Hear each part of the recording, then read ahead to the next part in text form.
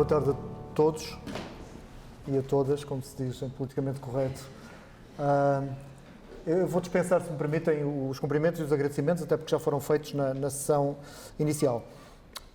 De qualquer forma, não posso deixar de ter aqui uma referência ao brilhantismo das três apresentações a que assistimos, da doutora Isabel Antunes e do Dr. Jorge Teixeira relativamente ao processo de vacinação e ao interesse e ao impacto que teve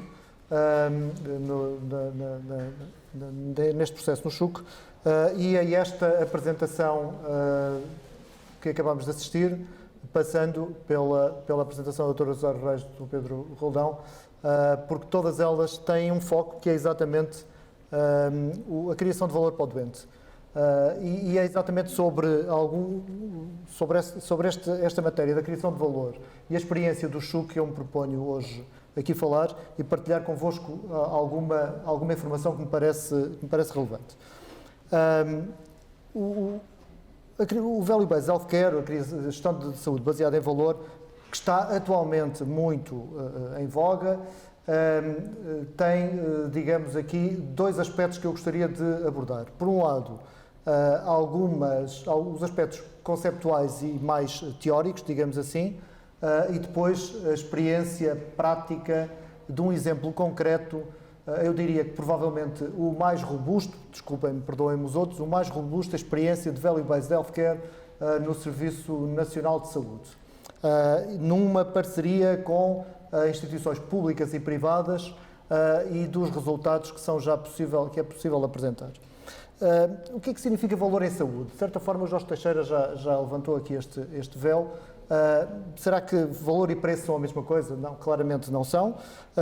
O conceito de gestão da saúde baseada em valor propõe aqui uma mudança, uma transformação da cadeia de valor, mudando o mindset do volume para o foco na melhoria de quê? Melhoria dos outcomes, melhoria dos resultados clínicos, para a melhoria da satisfação dos profissionais, para a melhoria da satisfação dos utentes, que é um elemento determinante da gestão de saúde baseada em valores, e, naturalmente, e não menos importante, para a redução de gastos. É este quádruplo objetivo, este quádruplo aim, que é essencial na abordagem da gestão da saúde baseada em valores.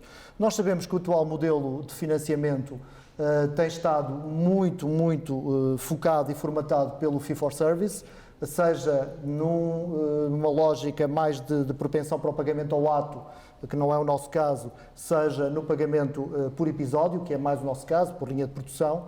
De uma forma ou de outra, a formatação no volume tem sido praticamente dominante e o modelo de financiamento continua, de facto, atrelado, digamos assim, ao volume de prestação. Sem ter em conta o quê? Sem ter em conta exatamente a melhoria do estado de saúde do doente. O Value-Based Healthcare rompe, ou pretende romper exatamente com esta abordagem e está suportado neste quádruplo aim, que é, no fundo já referi, melhores resultados clínicos, melhor satisfação para os profissionais, melhor satisfação para os doentes e redução de gastos.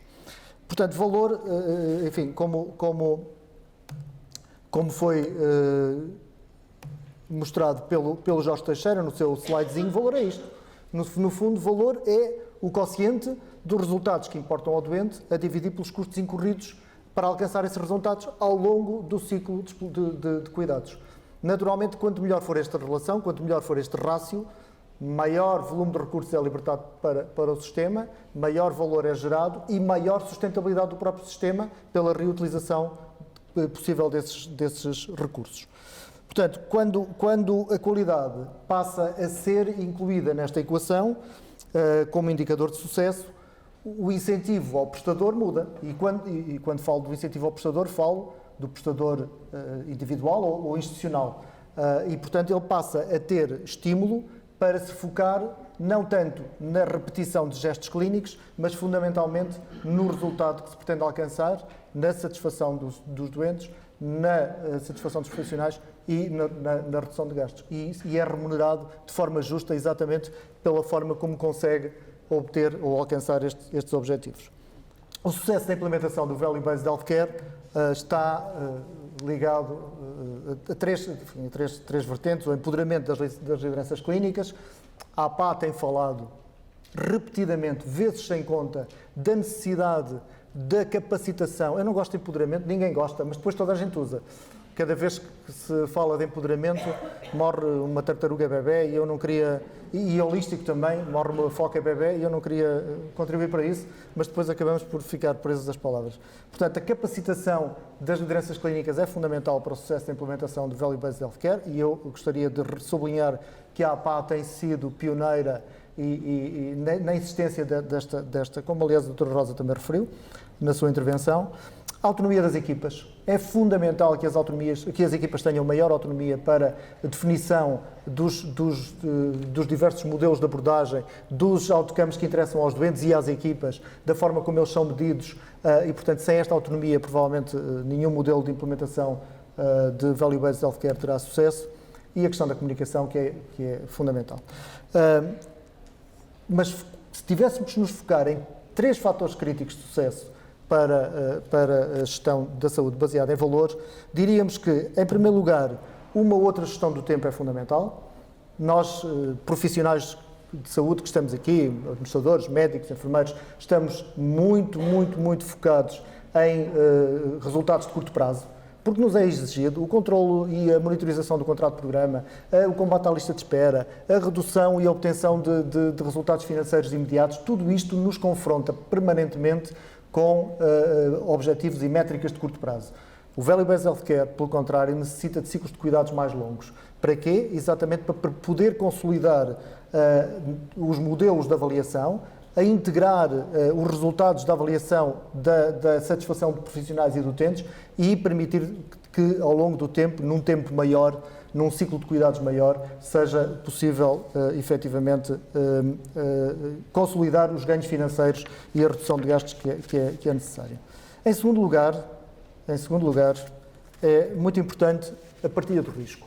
O que tipicamente ocorre, e estão aqui alguns representantes da indústria farmacêutica, e isto não é válido apenas para a indústria, é também para os fabricantes de tecnologia hospitalar, o que tipicamente ocorre hoje, enfim, desde sempre, é que, salvo raras exceções, é de que no momento em que uma nova tecnologia é introduzida ou no momento em que um investimento é incorrido, o risco passa para o lado do comprador público e, portanto, o prestador, o vendedor, deixou de ter risco neste processo.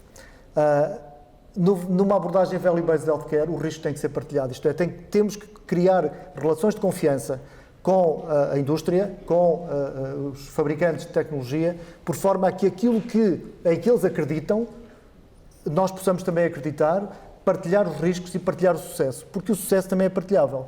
E, portanto, na gestão de um ciclo de cuidados, a partilha de risco é fundamental, outro fator crítico de sucesso do Value-Based Healthcare. O terceiro é o mais importante de todos, trazer os doentes para os processos de transformação da cadeia de valor. Porquê? Porque é para eles que, efetivamente, estes processos se dirigem para aquilo que verdadeiramente importa aos doentes, para os resultados clínicos, para o foco nos resultados clínicos, para a sua satisfação, para a satisfação dos profissionais e para a redução de gastos. Mas não é possível, digamos, falar de gestão de saúde baseada em valor sem falar das necessidades, da satisfação das necessidades dos doentes e da forma como eles compreendem e veem as suas necessidades satisfeitas. E, portanto, este é, digamos, um elemento fundamental. Significa isto que o volume não é importante? Bom, claro que não. É evidente que o volume é importante. É evidente que nós, a sair de uma pandemia, temos problemas de acesso. Claro que sim. E, portanto, é preciso responder a isso. E é preciso responder numa dupla perspectiva. É preciso responder aos diagnósticos que não foram feitos, àqueles que, não tendo sido feitos, evoluíram para uma outra abordagem clínica necessariamente diferente daquela que seria se tivessem tido contacto com o sistema de forma mais precoce. Portanto, é preciso responder a isto, mas também é preciso encontrar uma outra forma de lidar com aquilo que decorre da pandemia e vamos ter por muito tempo, termina ou não termina a pandemia na próxima semana, no próximo mês ou no próximo ano, que é uma lentificação dos processos assistenciais. E a lentificação dos processos assistenciais, todos os processos assistenciais sendo mais lentos, o volume é prejudicado. Ora, se o financiamento tem por base o volume, as instituições vão progressivamente entrar em situações de falência técnica por clara insuficiência do modelo de financiamento para suportar os seus custos fixos, desde logo. E, portanto, até por aqui temos que aproveitar esta oportunidade que a pandemia nos traz para mudar o mindset do modelo de financiamento baseado em volume e focá-lo exatamente na criação de valor para os doentes. Como é que isso se faz? Bom, é possível fazer. Vamos ver que o Chuc já começou a percorrer caminho nessa área. Não é o único, mas é provavelmente uma das experiências mais robustas. Sabemos que os doentes, o que é que eles valorizam? Os doentes não valorizam o número de consultas, nem valorizam o número de... Há exceções. Há doentes viciados em ir ao hospital. Há pessoas viciadas em cirurgia, desde logo estética, não é? Portanto, sabemos disso. Mas não é desses que estamos a falar. Estamos a falar do doente tipo, os doentes normais, digamos assim, não querem ter muitos atos médicos. Eles não querem passar horas e muitas vezes e repetidamente em salas de espera à espera de consultas. Não é esse o objetivo. O que eles querem é ir o menos possível ao hospital e resolver o seu problema e rapidamente regressar à sua vida social, familiar, profissional, o que for, com a maior autonomia possível. É isto que os doentes querem. Eu até diria que a satisfação dos doentes é diretamente proporcional, ou inversamente proporcional, ao número de horas que passam numa sala de espera, ao número de dias que estão numa unidade de internamento, ou ao número de intervenções cirúrgicas que fazem. Portanto, se nos focarmos nisto, então provavelmente estamos aqui com algum desacerto na forma como temos feito este alinhamento entre as expectativas dos doentes e a prestação de cuidados de saúde. Não me queria perder muito nisto, mas sabemos que a procura é sempre uma procura derivada, não é? Por isto, para quem... para os administradores com vertente mais economista. Também gostava de dizer, antes de falar da experiência do Chuc, se me permitem mais um minuto, para que é que o Value-Based Healthcare não serve? E isto eu gostava de me dirigir aqui particularmente aos nossos convidados de fora. Não serve ou não deve servir para vender tecnologias ou serviços mais caros. Ou seja, não queremos aqui uma roupagem nova para soluções velhas. Isso não nos interessa e não nos deve interessar a ninguém, nem ao SNS, nem aos parceiros que nos vendem e disponibilizam tecnologia.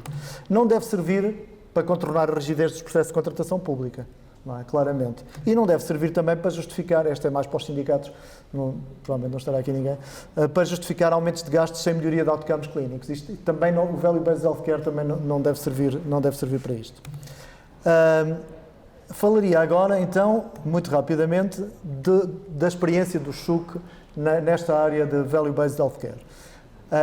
Exatamente no Centro de Responsabilidade Integrada da Oftalmologia, com a cirurgia da catarata. Depois veremos um bocadinho à frente porquê a cirurgia da catarata. Poderia, enfim, ser outra vertente, e é já noutra área, noutro ciclo de cuidados que se está a trabalhar, mas há razões específicas para se ter começado por aqui. Em 2018 foi estabilizada a plataforma de IT, em 2019 foi iniciado o projeto piloto com 3 centros, mas estavam já 10 centros preparados para entrar, e em outubro de 2020 foi publicado o primeiro relatório. É exatamente com base neste relatório que gostaria de partilhar aqui alguns dados convosco.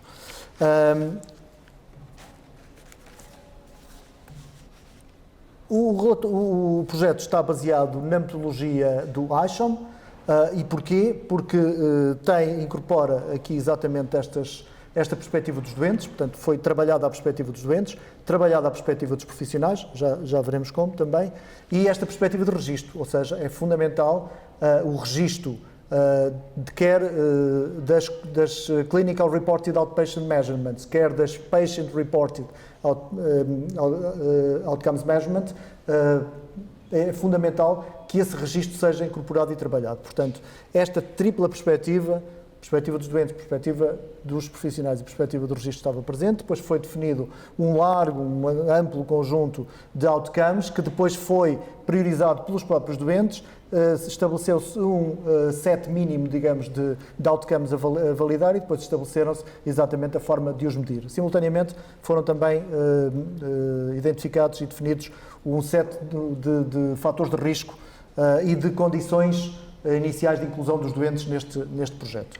E com base nisto, a parceria inclui estas entidades, portanto, temos aqui 6 unidades hospitalares públicas, também unidades privadas, o Health Cluster Portugal, a Promptly, que é a empresa de Health Tech que desenvolveu a plataforma da IT, a Novartis, está aqui Não, peço desculpa. Peço desculpa. Portanto, é, digamos, um ecossistema muito rico onde o Chuc está inserido e onde esta experiência se insere. Quais eram, ou quais são os objetivos deste projeto? Bom, em primeiro lugar, a produção e recolha e análise de outcomes, que foi feita, e já veremos de que forma. A avaliação dos resultados dos diferentes centros, comparando níveis de eficiência com foco nos resultados clínicos. E a criação de uma rede de investigação clínica em Portugal de reconhecimento internacional e, portanto, com potencial de projetos de longo alcance. Esta questão, esta perspectiva de investigação, que é, enfim, muito cara a todos os profissionais, não apenas a médicos, a todos nós, é particularmente relevante num hospital universitário. Eu tenho que refocar este ponto porque estamos no Centro Hospitalar Universitário de Coimbra e, de facto, a vertente de investigação como a vertente de ensino estão, digamos, no núcleo essencial daquilo que é a nossa missão. E o Chuc, através do Centro Académico Clínico e desta marca Coimbra Health, está presente, aliás, é a única instituição de saúde portuguesa que está presente na M8 Alliance. E a M8 Alliance é apenas, digamos, a mais importante organização de centros académicos clínicos e de hospitais universitários, eu diria, do mundo, e este slide mostra um pouco a importância geográfica da M8 Alliance nos vários continentes e, de facto, o Chuc é a única instituição portuguesa que está presente nesta associação e, neste momento, de facto, já tem capacidade de influenciar até a entrada de novos membros, de novos elementos, como, por exemplo, as universidades, as faculdades de medicina da República Checa, de Praga, da República Checa, que estão, digamos, a fazer lobby com o Chuc para poderem ser admitidas na M8 Alliance. Porquê a catarata? Eu perguntava há pouco. Bom, estão aqui médicos que provavelmente dirão isso melhor que eu, mas a catarata, a cirurgia da catarata, enfim, em primeiro lugar, a catarata afetar-nos a todos nós se nós vivermos tempo suficiente, não é? Portanto, é, digamos, algo que está relacionado com o envelhecimento, por outro lado, altamente incapacitante, altamente impactante naquilo que é a autonomia das pessoas, na autonomia dos doentes. Por outro lado, é uma cirurgia de enorme volume, é provavelmente a cirurgia de maior volume mundial e é aquela que apresenta o maior rácio de custo-efetividade e de custo-utilidade, ou seja, é aquela que tem daqui uma melhor relação entre os custos e os resultados, os outcomes, mais uma vez. E, portanto, tinha tudo para ser efetivamente um primeiro ciclo de cuidados a ser abordado nesta lógica de criação de valor. Por outro lado, novas tecnologias, designadamente as lentes intraoperatórias, permitem hoje resultados espetaculares, o que também faz subir aqui as expectativas dos doentes relativamente àquilo que é a capacidade de adquirir novamente visão em todas as distâncias. Portanto, tinha tudo e tem tudo para ser bem sucedida. O relatório de que falei é o relatório de 2020. Em 2021 foi já incluída a DMI, a degenerescência macular relacionada com a idade, e, portanto, estará já também nos resultados do próximo relatório, mas em 2020 os resultados são estes e eu gostaria apenas de me focar aqui em 2 ou 3 pontos. Foram incluídos, como veem, 11.471 doentes no registro e foram reportados em termos médios pelos clínicos, portanto as CROM, as Clinical Reported Outcomes Measurement, de 63%, a taxa de resultados, e de reporte pelos doentes, nas PROM, de 52% em termos médios. O Chuc, destes 11.471, o Chuc incluiu 3.076. Foi claramente a instituição pública que incluiu o maior número de doentes neste estudo. E as taxas de reporte são claramente superiores à média das entidades públicas e privadas. Ou seja, tem uma taxa de reporte por parte dos clínicos de 70% e por parte dos doentes de 67%, portanto, muito acima da média nacional.